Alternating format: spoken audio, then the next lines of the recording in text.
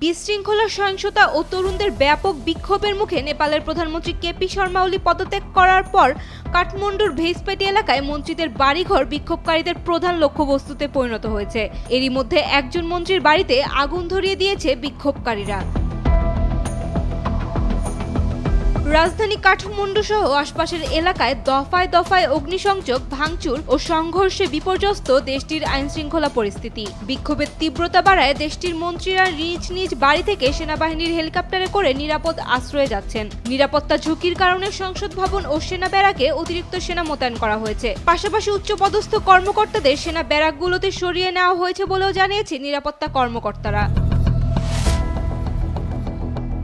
এদিকে কাঠমান্ডু জুড়ে বিক্ষোভ তীব্র আকার ধারণ করায় বন্ধ করা হয়েছে দেশটির একমাত্র আন্তর্জাতিক গেটওয়ে ত্রিভুবন আন্তর্জাতিক বিমানবন্দর। বিমানবন্দর এলাকায় ধোঁয়ার কুণ্ডলী ওঠা ও অগ্নিকাণ্ড এবং নিরাপত্তা পরিস্থিতি অবনতির কারণে সব আন্তর্জাতিক ফ্লাইট বাতিল করা হয়েছে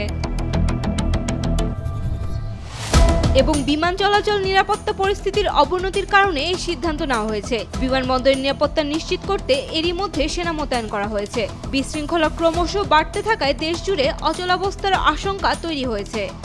সাইমা আক্তার, ডেইলি সান।